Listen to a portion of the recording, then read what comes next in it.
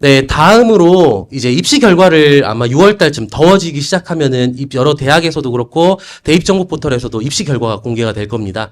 그래서 이제 대입정보 포털을 활용해서 입시 결과를 확인하시는 방법들을 좀 안내를 해드리고자 합니다.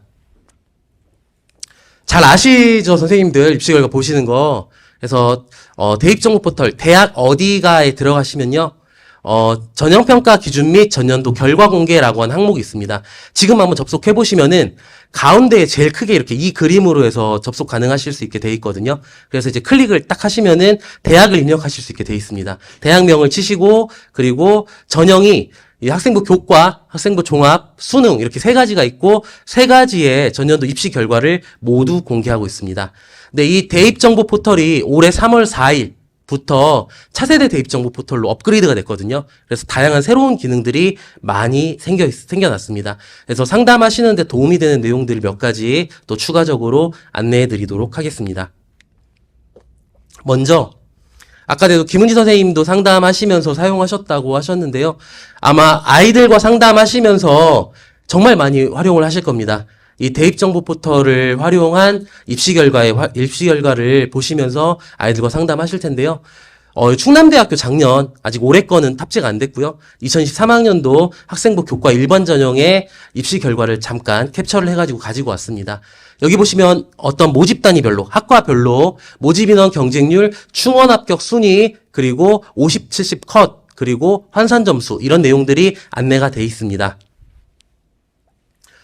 특히 이제 충원 합격 순위 같은 경우는요, 그 예비 순위를 받은 학생들 중에 충원 합격자 중에 가장 늦게 합격한 예비 번호를 얘기를 합니다. 충원 합격자. 이 부분은 뭐 다 아시는 부분이니까 헷갈리시지 않을 텐데요. 이 50컷, 70컷의 의미를 정확하게 파악을 하셔야 됩니다.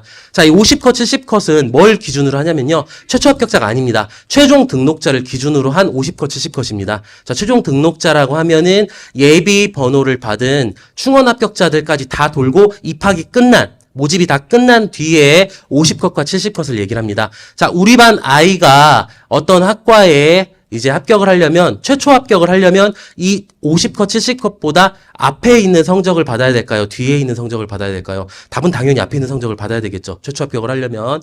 그렇기 때문에 이 최종 등록자를 기준으로 산출이 된 50컷, 70컷이기 때문에 당연히 이보다는 더 좋은 점수를 받아야 최초 합격을 할 수 있다는 점을 반드시 학생들에게 주지시켜 주셔야 되고요.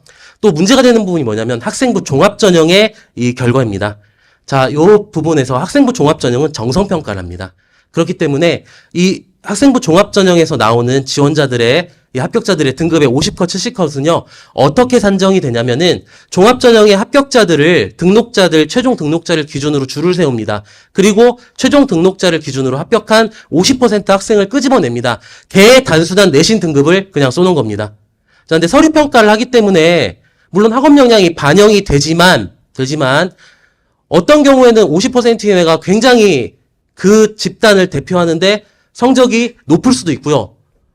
어떤 경우에는 50%인 최종 등록자 50%임에도 불구하고 성적이 굉장히 떨어지는 경우도 발생할 수 있습니다. 서류 평가를 하기 때문입니다. 학생부 종합전형은. 그렇기 때문에 학생부 종합전형인 경우에는 아이들이 이렇게 생각을 합니다. 이 정도의 성적을 받으면은 이 대학의 학생부 종합으로 합격할 수 있어가 아니라는 거 아시겠죠, 선생님들?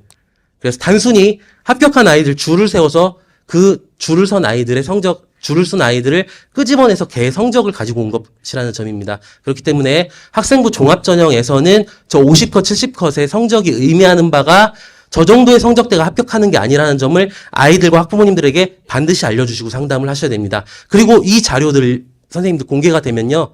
대입정보 포털에서 선생님들께서도 반드시 보셔야 됩니다. 왜냐면요. 이 자료는 오픈이 된 자료이기 때문에 학생들과 학부모님들께서 반드시 보고 참고를 하는 자료입니다.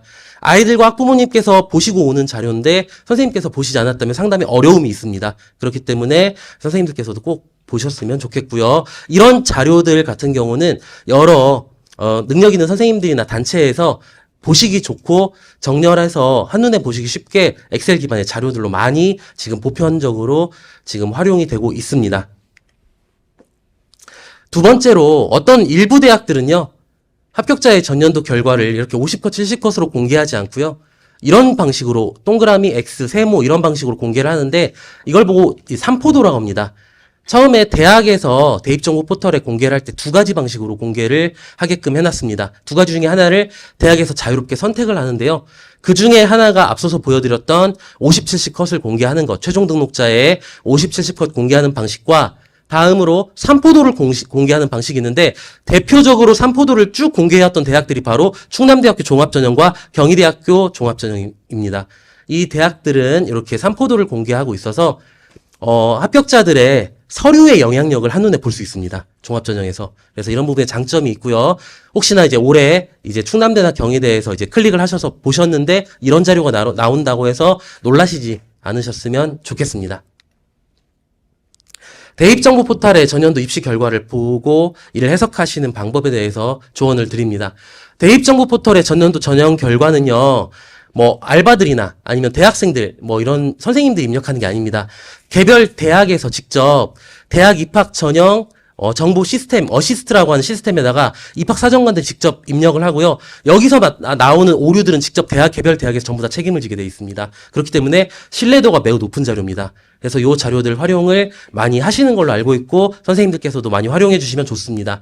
그리고 앞에서도 말씀드렸는데 전년도 전형 결과 50컷, 70컷은 최초 합격자가 아닙니다. 뺑뺑이까지 소위 저희가 뺑뺑이라고 얘기하죠.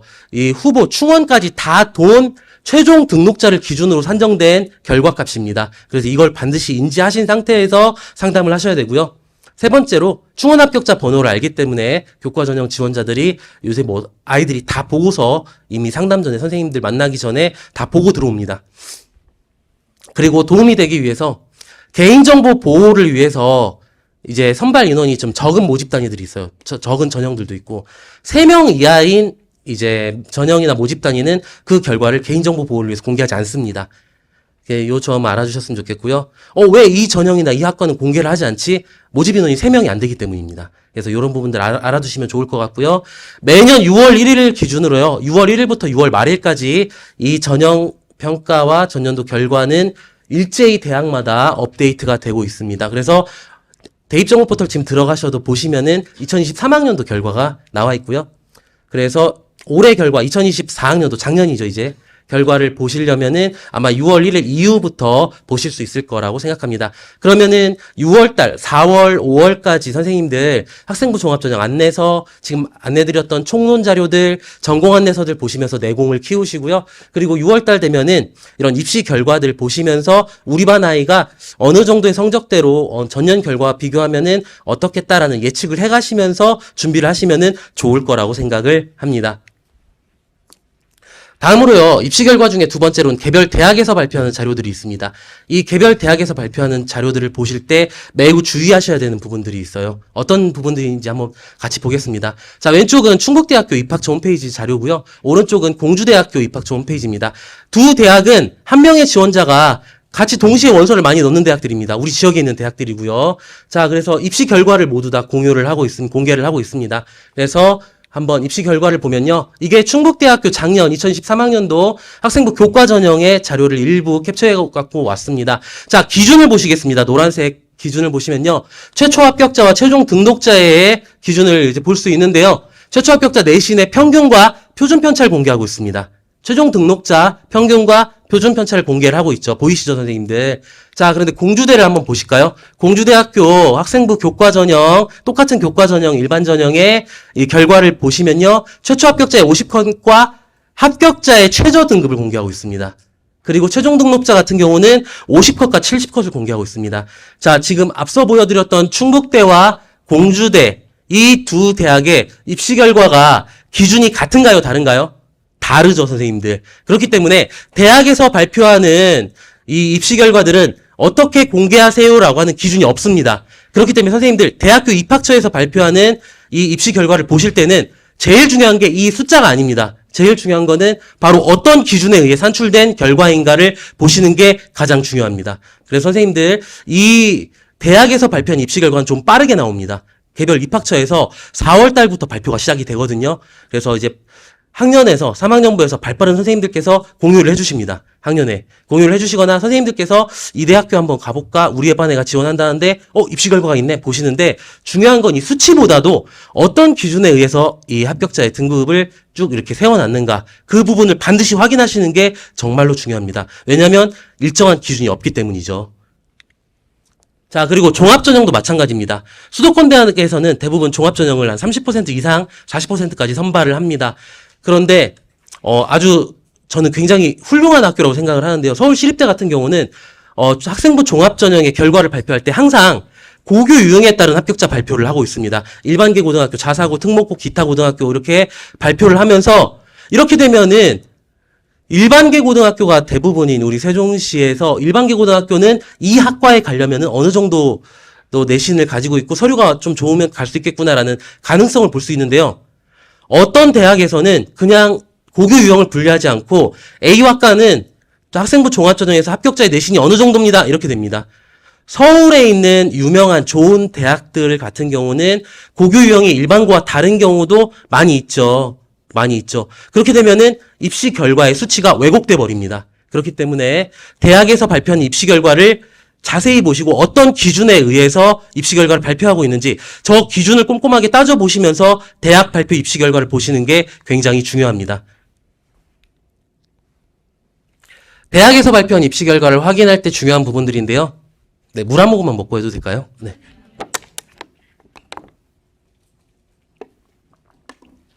네, 선생님들 잘 아실 거라고 생각을 하는데요.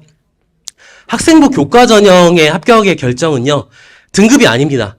몇 등급이면 어느 대학 가고 교과 전형으로 몇 등급이면 어느 대학 가고 잘못된 말이고요. 대학에서 과목을 반영하고 그리고 어떤 비율로 반영하는 산출 구조에 의해서 환산되는 환산 점수에 의해서 학생부 교과 전형은 합격자가 갈리게 됩니다. 그래서 환산 점수가 높으면은 내신 등급이 낮아도 환산 점수가 높은 사람이 합격을 합니다. 그래서 이 환산 점수가 중요하고요.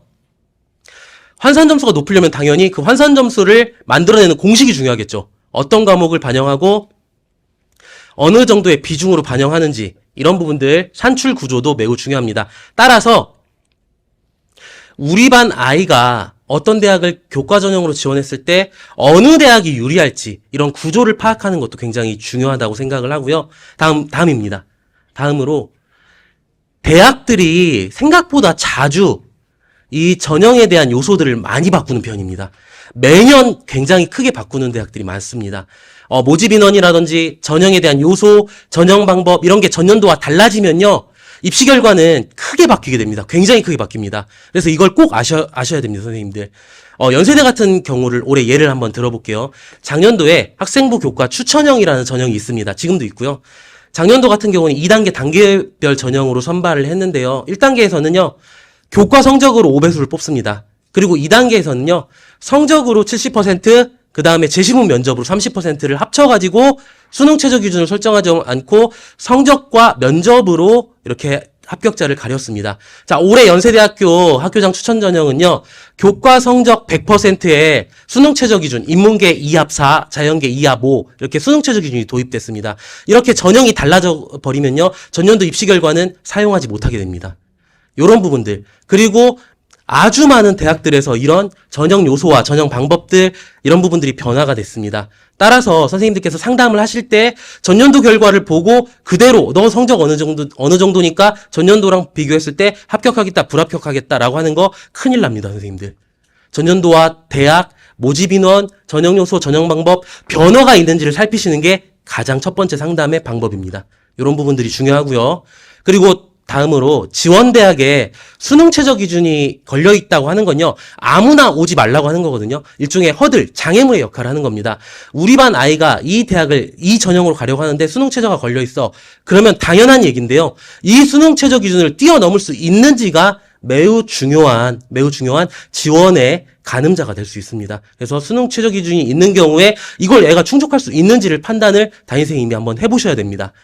그리고 다음입니다. 입시 결과에 내신 성적 외에 전년도 입시 결과를 보실 때 내신 성적 외에 영향을 미치는 요소가 있는지도 확인을 하셔야 됩니다. 선생님들 많이 들어보셨을 겁니다. 동국대학교 같은 대학은요, 학생부 교과 전형에서 학생이 가장 잘 본 10과목만을 보고요, 나머지는 서류평가를 합니다. 근데 이 학생의 교과 성적 이 10과목의 점수차 급간이요, 0.01점이고요, 서류평가가 0점부터 300점까지 주어집니다. 이 거의 종합전형입니다. 교과 전형이란 이름 아래에서.